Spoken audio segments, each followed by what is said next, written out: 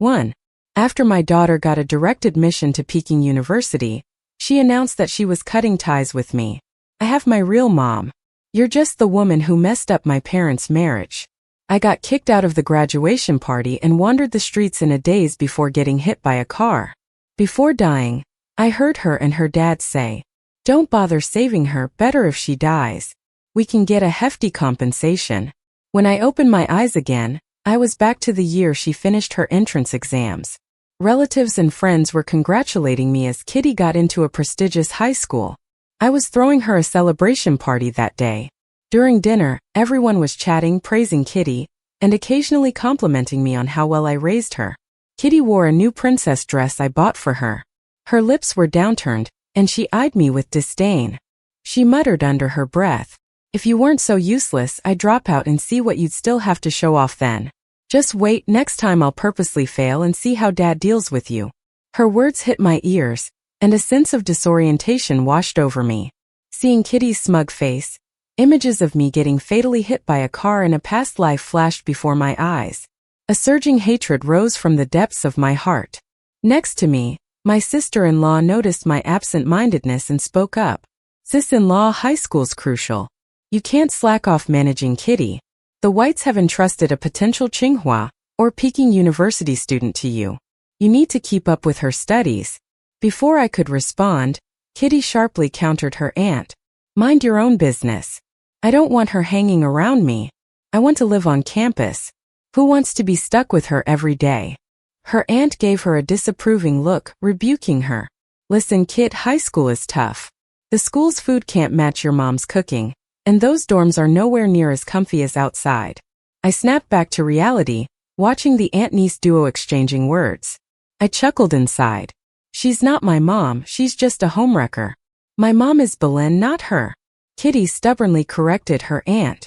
Everyone in the banquet hall glanced our way with curiosity, sympathy, or mockery. None dared to scold Kitty, the recent entrance exam topper. My sister-in-law's eyes brimmed with a peculiar mixture of satisfaction and amusement, as if ready for the next act. I knew she and Belen were close friends. I smiled, feigning helplessness. "You're still so naive at 16, aren't you?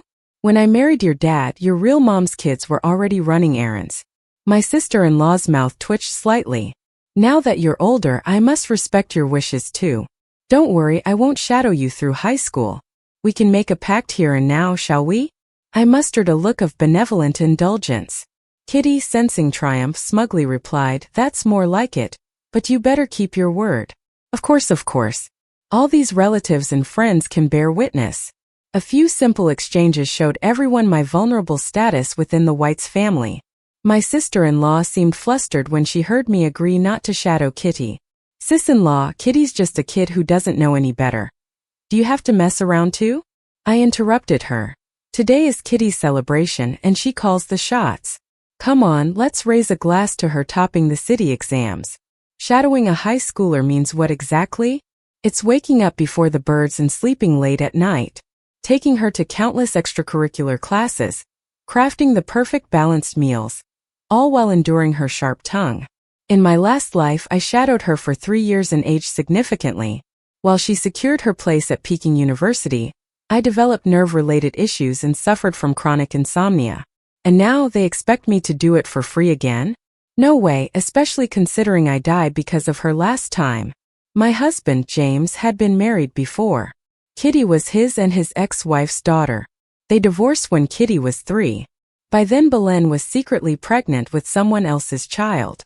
She didn't want Kitty, only asked for James' $40,000 car. She didn't take the house because it belonged to James' parents. When I married James, Kitty was in 2nd grade. She was raised by her grandma and often looked messy and got picked on at school. Unable to have kids for the first couple of years, I treated Kitty like my own. Her personality brightened up. I enrolled her in expensive extracurriculars, development programs, horseback riding lessons, and summer camps. I supervised her homework and encouraged her exercise. Her grades, once at the bottom, reached top 3 in her grade by 4th or 5th grade. The Whites never once asked how much any of those classes cost. Her grandma just mocked me for needlessly spoiling her precious granddaughter. By the 3rd year I became pregnant. James was thrilled and so was my mother-in-law. But while playing with her toy car, Kitty accidentally tripped me, causing me to spill hot soup and fall. I miscarried early on and suffered severe burns on my arm. Kitty was terrified, crying and apologizing, insisting it was an accident. She hadn't seen me coming out of the kitchen. Despite being 10 and devastated with tears and fear, I believed her. Yet I never conceived again. I didn't dwell on it. Kitty was already my child in my heart. Back then she was clingy, always calling me Mom, resting her chin on me as she watched me, eyes filled with adoration. But my sister-in-law and mother-in-law constantly brought up her real mom, Belen, reminiscing about how she doted on Kitty in her early days. 2. Later on, Belen would use visiting the kids as an excuse to take Kitty over for weekends quite often. Gradually, Kitty started to dislike me more and more. By the time she hit middle school, that dislike had turned into outright hostility.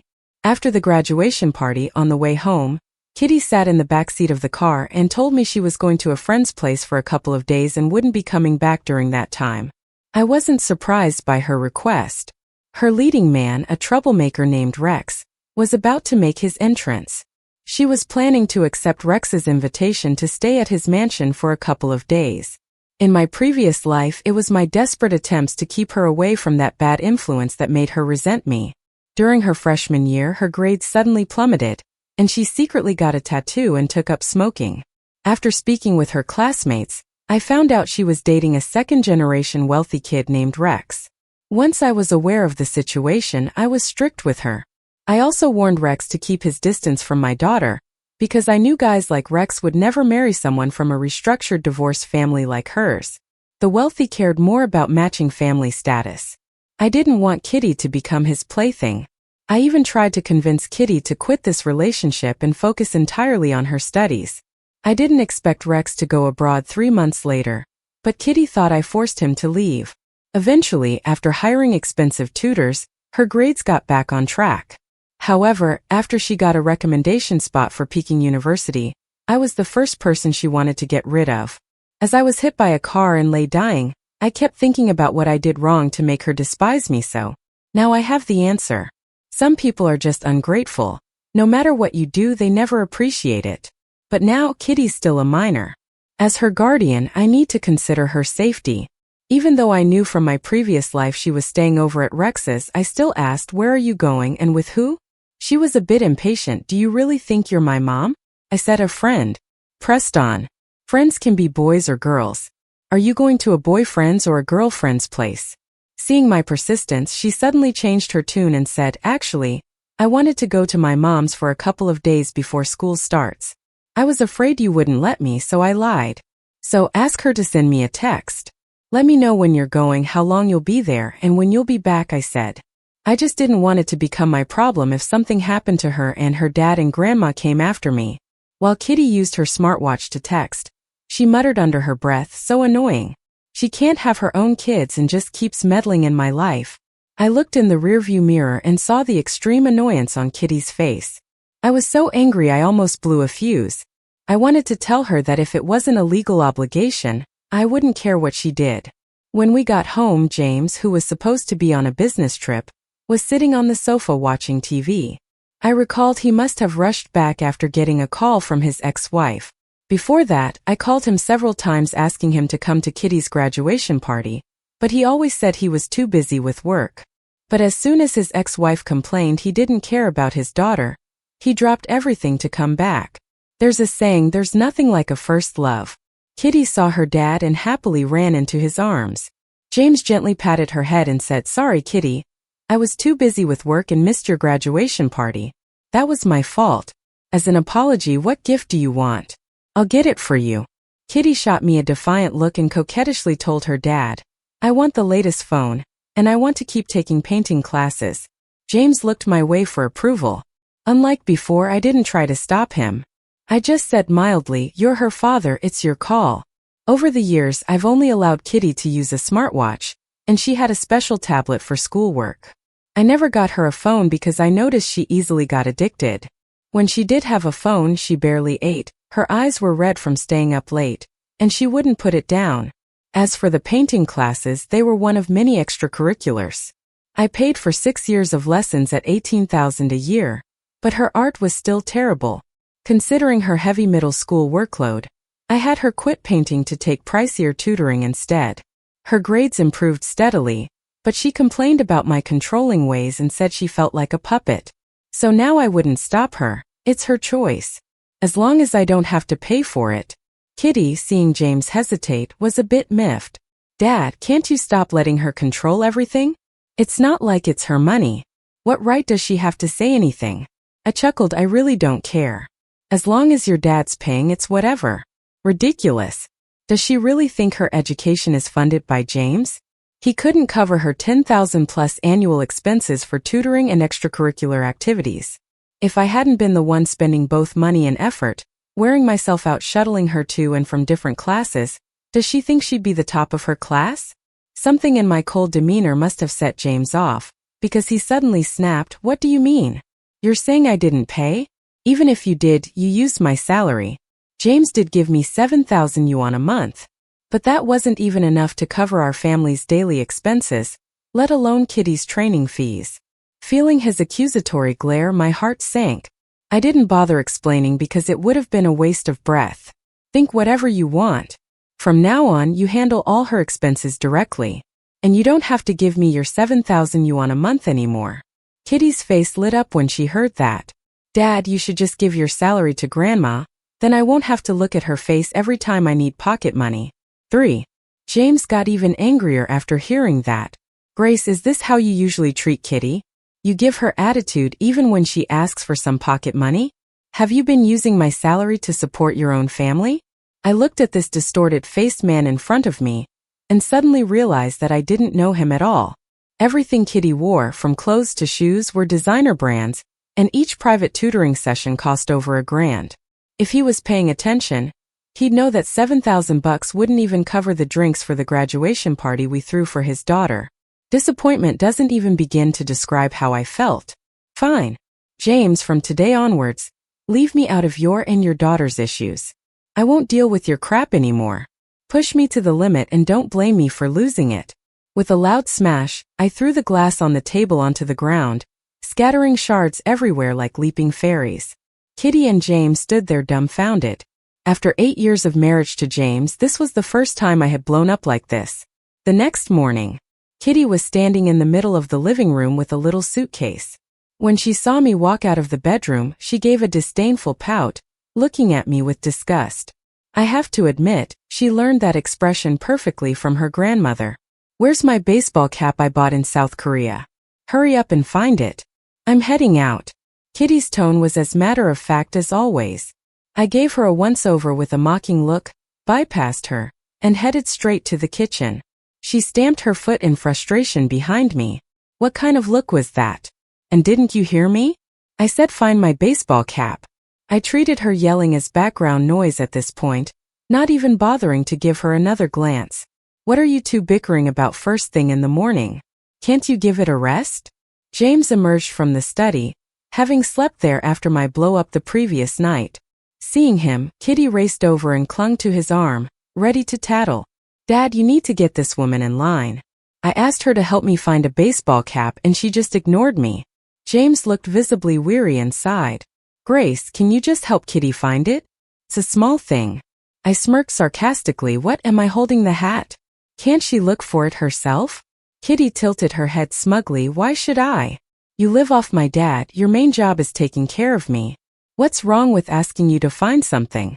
I looked at this stepdaughter of mine, almost my height, who I had cherished and indulged, protecting her from even the smallest household chore. Yet to her, I was just a freeloader in her home. Taking care of her was just what I was supposed to do. I snorted coldly. Then you better get your dad to find a nanny who doesn't eat or drink. I'm done catering to you. Kitty's face turned beet red with anger. She looked at James expecting him to stand up for her and put me in my place. But all she saw was her dad, head bent over his phone, uninterested in intervening. She stomped off in a huff, dragging her suitcase behind her out the door. Kitty left with her luggage, but James didn't seem inclined to stop her. He just glanced up from his phone to watch her walk away before preparing to retreat to his study. I considered advising him to keep an eye on who his daughter was hanging out with, to avoid potential trouble. But as he turned around, I saw his phone showing a chat window with Belen, labeled mom of my kid. I chose to keep silent. Why should I care what happens to his daughter? The married couple doesn't even bother. Why should I, the stepmom, worry? While married to James I did have responsibilities towards my stepdaughter. But if James and I divorced, they'd just be strangers to me. Thinking about everything I sacrifice for them, it feels like such a waste. To support Kitty, I scrimped on my own spending, haven't shopped offline for clothes in years, feeling it was too expensive buying mostly online. My sister-in-law like a leech, dropping by every 2 weeks to clean us out. She'd take off with my brand clothes and cosmetics, and even empty the fridge of all the meat and veggies. I had savings partly because of the dowry from my parents and partly from short-term investments I made with my earnings. To James, even though we both came from farming backgrounds, his parents having jobs in town seemed superior to my situation. But my parents owned almost 1,000 acres and 2 mountain plots, one for fruit trees and one for plants. I didn't hide this from James, but he'd just say even with all that land, they're still farmers without social security. In his view, his ex-wife Belen's family was tops. Her parents employed by state-owned enterprises, enjoying social status, stable income, and security in old age without burdening their kids. While my family looked like farmers covered in dirt to him. Once I aimed to cherish this marriage, thinking if I treated them well, they'd naturally reciprocate my goodwill. Reality slapped me in the face. The daughter I raised for 8 years calls me the other woman. The husband I thought was wholeheartedly mine stays entangled with his ex. And my mother-in-law and sister-in-law see me only as their unpaid maid. Maybe it's time to end all this. I canceled all of Kitty's extracurricular classes, getting refunds where possible, informed her tutors they're no longer needed, and decided to cancel the pre-booked winter foreign study tour for high school. This time around I see them for who they are. No more being played a fool. 3 days later, Kitty returned all smiles. She clearly enjoyed herself at Rex's family's villa. My mother-in-law returned too, from a Southeast Asian trip with friends. She brought back a suitcase full of gifts. For Kitty, James, my sister-in-law, even her dance buddies got something. Except me. For the family was all gathered around, happily unwrapping presents, checking out their own while also taking a peek at others, laughing and chatting. I sat on the couch off to the side watching them coldly. After a while, my mother-in-law finally remembered me. Grace, go down and buy some groceries early. Make a few more dishes. I'm starving. I can't get used to the food abroad these past 2 days. She sighed, adding, look at how you're doing as a daughter-in-law. I've been here for so long, and you don't even know to pour me a glass of water. My sister-in-law chimed in, sis-in-law, I want abalone. Can you go to the seafood store and buy a few? Hurry back, we're all hungry. Abalone's pushing about 200 a pound now. They sure know how to order. I calmly replied, if you're hungry, do it yourself. The kitchen is right there. It's not like I'm the only one who can cook in this house. James seemed a bit upset. Grace, how can you talk to my mom like that? You know her health isn't good, right? The smell of cooking oil and smoke makes her cough. What's wrong with you making a meal? I shrugged, sarcastically retorting, why doesn't your mom's bad health cause you to cook? Or your sis? Is filial duty outsourced now? You aren't cut out for a wealthy life but sure have the ailments. What, did your family not cook before I moved in? No oil or smoke then, huh? My mother-in-law's face turned completely dark. She was furious, jabbing a finger at my nose, giving me a piece of her mind. After the tirade, she ordered her son. I can't keep a daughter-in-law like this, just get her out of here. James gave me a look filled with disappointment, then turned to comfort his mom. Mom, let's dine out today, not eat at home. Grace has been a bit tired these past couple of days, let her rest. Kitty clung to her grandma's arm, pulling her toward the door. Grandma, just remembered, my mom planned a dinner for you today and called to invite you. Dad and Aunt can join too. After dinner, Mom will take me to my violin class. You can watch, my teacher's prepping me for a state performance. She lowered her voice and whispered in her grandma's ear. She's been kinda crazy lately. Stay away and don't mess with her. They all walked out, not a single goodbye to me. I chuckled at myself. Of course, why would her own mom invite me? With the family gone, the living room turned silent. I opened my laptop and drafted a divorce agreement. Looking at the straightforward one-page agreement, an ache hit my heart. James and I have been married for 8 years, but there's hardly anything to split. The house was his before the marriage, the daughter is his, and the $7,000 he gives me monthly? Nearly all spent on his family. If he has other savings, I wouldn't know. Only 2 cars need dividing. Reflecting on these 8 years of marriage, besides burning through tens of thousands of my savings and being an unpaid maid for them, I couldn't muster up anything beneficial for me. I wanted to cry for myself but held back. Living again, knowing the mistake, I have to turn back quickly. They should be the ones crying, not me. In the evening, Kitty kicked the door open. How dare you cancel my violin lessons? Don't you know I'm about to perform? And how important those classes are now? Without even looking up from my phone, I casually replied, oh, no money left, so I canceled. Her anger flared at my indifferent attitude. What gives you the right to cancel my classes? It's my dad who pays for them. Oh, then ask him to keep paying. Kitty was at a loss for words but kept arguing. Since my dad gives you all his salary, it is on you to pay for these things. Or what? Support your country parents. Kitty's grandparents are city folks. Her father's now a senior exec in a big firm. But who nowadays isn't just a few generations removed from farmers? I had no idea who fed her these prejudices. I'm not interested in continuing this argument. Go ask your dad for tuition if you have the nerve, see if he'll give it to you. A few days back I found out James only bought her a smartphone. Didn't sign her up for art classes. A phone costs a few thousand but lasts all through high school. Art classes? That's a different story. Nearly 20 grand a year, not including tons of art supplies. Given Kitty's smarts, making it as the top middle school graduate, there's no way she didn't catch on. In the following days, after realizing I canceled all her extracurricular and tutoring classes, she started freaking out. She confronted me countless times, but I kept a cool front, only telling her, wait for your dad to return. Hate me, right? Then have some backbone, don't be wishy-washy. Can't eat from my plate while smashing it to bits. But she only acted up for a few days. Now she's buried in mobile games. Going up takes all hands, full effort. But rolling downhill? That's just a tumble or two. James has been on business trips, lately always on a trip or heading to one. My mother-in-law tried several times at home to cause trouble. I just rolled my eyes, dismissing her. I'm preparing for divorce, don't want to waste breath on her. Then, after my sister-in-law waltzed off with a gold bracelet my mom dowried me, I called the cops. Police accessed home camera footage, catching mother-in-law helping her steal. I refused to settle. Yet, as they say, family matters are hard for officials to resolve. Living with my mother-in-law, she claimed innocence about the bracelet's ownership. Sister-in-law argued it was just a borrow, not theft. In the end, they returned the bracelet.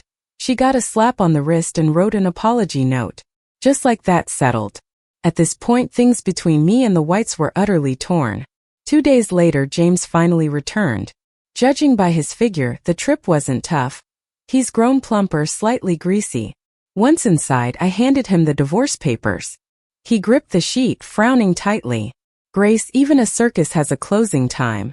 You've been breaking things, clashing with my mom, calling the cops. I've tolerated it all because of how well you've raised Kitty, but take a look at what you've done. Kitty told me you stopped all her extracurricular classes. You dare risk her future? 5. Is it because she's not your biological daughter? I nodded straightforwardly, yeah, that's exactly it. She's not my biological daughter. Honesty is always a killer move. James froze. He was gearing up for some moral high ground but didn't expect me to just own it so openly. For a moment he just opened and closed his mouth, unable to say a thing. The extracurricular classes are open to everyone. I can sign up and so can you. Go ahead, sign her up. I'm not stopping you. I have all the tutors' contacts here. I'll send them to your cell phone right now. You can contact them yourself, I said as I pulled out my phone and sent him the tutor's contact info. I figured this guy out, outsourcing respect for elders and also child rearing. Just added one more thing, sign the divorce papers as soon as you can for me. If you don't, no big deal. We'll go through the legal process, max it'll take 2 years. I can wait. By the time I turned to leave, James was still standing there like a deer in headlights. Last lifetime until I died, I thought it was just Kitty who despised me. I never suspected James. In my final moments, I heard Kitty's vicious words, but not how James responded to her. But once I started paying attention, I noticed Kitty's behavior towards me was basically enabled by James. When Kitty yelled at me, James acted like he was mediating. But it was always me forced to back down. Just like I thought, James didn't sign the papers. Why would he want to give up the free ride?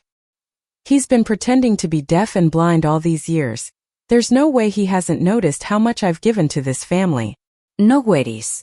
I'm ready to hire a lawyer to file for divorce. Once, twice, or even 3 times, it doesn't matter. This marriage is happening. Right before Kitty started school, the whole family gathered around me. They were still dreaming of me being Kitty's study buddy. Sister-in-law. Sis-in-law, Kitty's bound for top universities.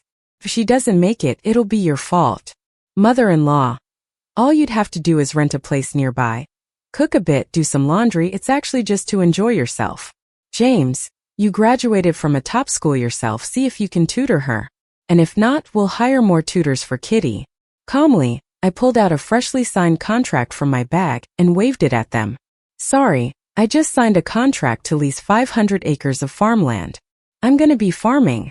No time to babysit for you guys. They stared at me dumbfounded. I wasn't lying. The day before, my senior and I had just signed a 10-year lease to farm 500 acres of land. In my past life, this opportunity also came up.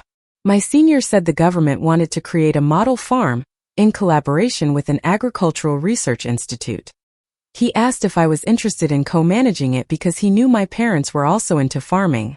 Back then I hesitated for a long time and eventually turned it down. I thought, a kid only takes college entrance exams once, there will be more chances to farm. In reality, projects like this are rare. Once missed, they're gone forever. Later on, that model farm did really well and even teamed up with several agricultural universities. Farming is always fundamental no matter when.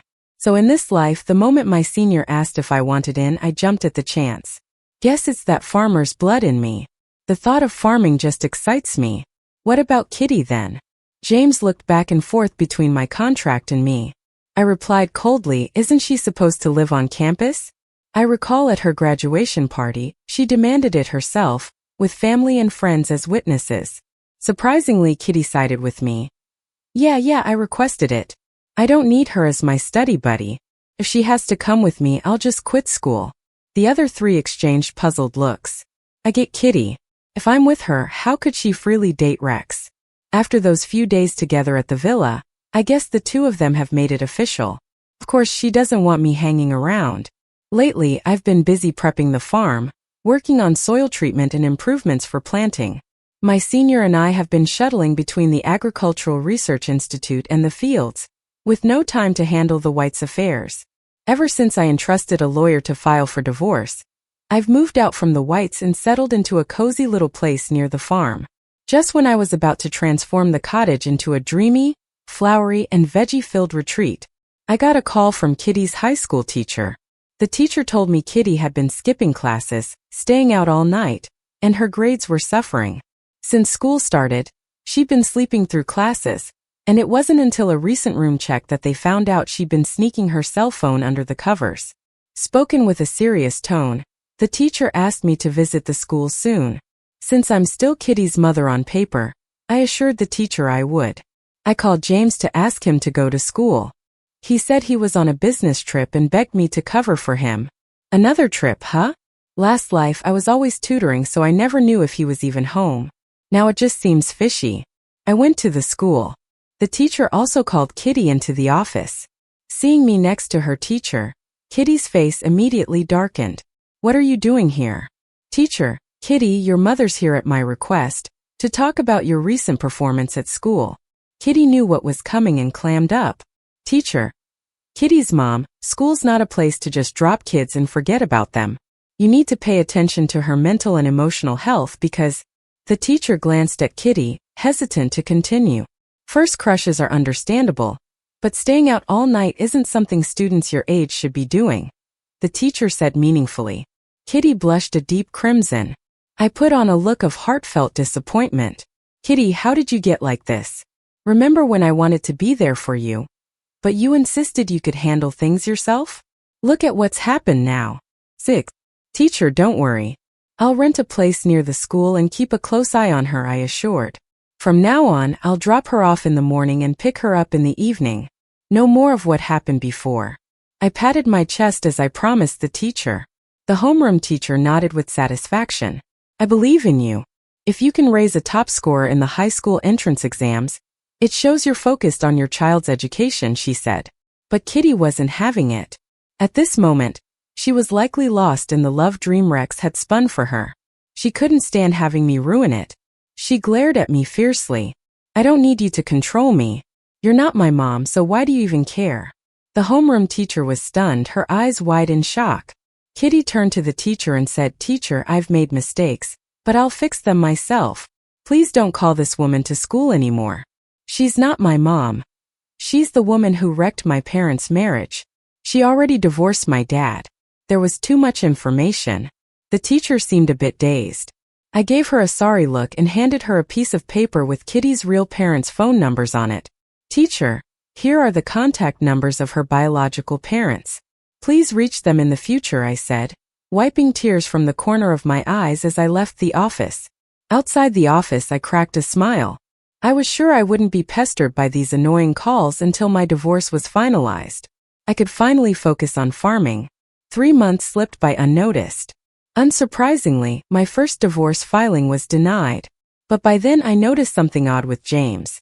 Once, while retrieving my things from the Whites, I found medicines for preventing a threatened miscarriage in James' desk drawer. It's been years since my miscarriage, so they weren't mine. I started digging for clues and found evidence in James' dash cam. The medicine was for Belen, and the baby was James. From the recording, she mentioned having a blood test abroad that showed she's having a boy. I knew she divorced a couple of years ago after getting tricked into losing over $2 million in Macau gambling.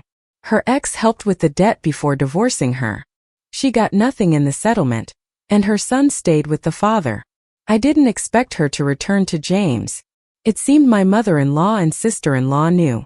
They used to call me daily, accusing me of infidelity and running around with other men. But those calls stopped. It suited me. I preferred the peace and quiet. I thought I'd be heartbroken seeing James and Belen together, ready to lose my mind. But surprisingly, I was calm. It felt like it was bound to happen. I guess years of disappointment had reached the peak. Instead of anger, I felt relief discovering the truth. These findings sped up my divorce process. My divorce lawyer, a sharp and savvy woman, crafted 8 pages of rebuttal after gathering the evidence. She laid out our marriage's downfall in the courtroom. No chance of reconciliation. Finally, the court granted our divorce. After that, I focused on my 500 acres of farmland and our countryside house. We grew organic products, not only supplying supermarkets but also collaborating with top agricultural influencers for online sales. We set up our agri-tech company, offered internships to students from agri-universities, and even hosted agricultural tours for kids to learn the importance of farming. Farmers and agriculture should never be underrated. Eventually, my old friend and I realized we'd grown closer over time. Oddly, after all those years of not conceiving, I ended up having a beautiful daughter a year after we married. At a dinner with friends, they mentioned James. He had remarried Belen soon after our divorce. They had a son, and his whole family treated her like royalty. My ex-mother-in-law did her laundry and cooked, while my ex-sister-in-law helped with childcare. Friends said James looked worn out, a shadow of his former self. As for Kitty, she became a sideline figure. No one cared about her anymore. Forget expensive classes or tutors. Even getting money for contests earned her scolding from her mom, who preached about keeping money for her brother's future house and wedding. College? Not worth it, they said. Better to work and earn sooner. I couldn't believe these words came from someone educated, but it was no longer my concern. After all, she was her own child. It was up to her how to raise her. Years later, I ran into Kitty again. At a restaurant where she worked as a waitress. I was dining with our company's new agricultural interns when Kitty served us. Seeing me, she paused and almost called me Mom. I just sipped my tea while others focused on her. Uncomfortable, she fiddled with her apron, which bore the restaurant's logo. Then a guy exclaimed, "Kitty, is that you? What are you doing waiting tables?" Embarrassed, her face reddened. She glanced at him and rushed out. The crowd's curious stares turned to him. I too looked his way. He coughed and explained, "Yeah, that's Kitty. She aced the high school entrance exams in our city. 2 teachers from rival classes almost fought over her placement. 7. She really started off with excellent grades, but then somehow got into a relationship too early." The guy sighed softly at this point. Then rumors started that she got pregnant, and her mom went to the school to cause a scene, demanding the coward come out and pay her family. The whole school ended up knowing about it, and she eventually dropped out. There were gasps from the crowd. The guy sighed again and went on. "It's such a shame, really. I haven't seen her in years, and now I see she's working here as a waitress. Actually, I kind of had a crush on her back then." He chuckled to himself, and the others chimed in with teasing remarks. And with that, the topic was closed. After finishing their meal, the group of students decided to take a walk by the river to enjoy the night view. I watched them with a smile, thinking how great it is to be young. I turned to head to the parking lot, only to see Kitty, eyes all red. I looked closely at her. In her 20s, but with a face that showed weariness. Her once pretty, fair skin now had spots and blemishes. She was nervously clasping her hands. She looked up, tears brimming in her eyes. "Mom." I turned aside, hoping to walk past her. But she grabbed me and shouted, "Why did you destroy me? Just because I'm not your biological daughter." I smiled wryly. "If believing that makes it easier for you, go ahead." Her eyes grew redder, face contorting with anger. "Why didn't you stay and homeschool me? Why did you cut off all my tutoring? Why didn't you stop me when you knew I was dating Rex?" Her voice filled with bitterness. I reminded her, "Stop. It was you who insisted I wasn't your mom, and told me not to interfere, remember? It was always you reminding me that you weren't my biological daughter. I reached out to you countless times, but it was you who chose to fall into the abyss." Hearing this, her lips trembled uncontrollably, and tears streamed down her face. Her legs gave way, and she collapsed sobbing. "But it wasn't supposed to be like this. I should be at Peking University now, and you should be the one who's gone." I looked down at her coldly. Turns out, it wasn't just me who got a second chance, Kitty did too. She suddenly started laughing hysterically. "Everything now must be fake, a dream. The truth is, I made it to Peking University. You got hit by a car. And we got a huge settlement." Yeah, that's it." A crowd had gathered around us. Even with a second chance, she managed to ruin her life so spectacularly. I had nothing else to say to her, nor did I want to become the center of gossip. I walked directly to my car. Behind me came her desperate cries. "Mom, Mom, Mom, I regret it. If I could do it all over again, I'd listen to you." I closed the car door, shutting out the noise outside. Watching the girl sobbing uncontrollably on the ground, I was reminded of that summer over 10 years ago. That small, disheveled girl, hiding behind her grandma, timidly asking, "Who are you?" "I'm your mother." She tilted her small head, thought for a moment, and then rushed into my arms, excitedly shouting, "Mom, how did everything change after that?" The end.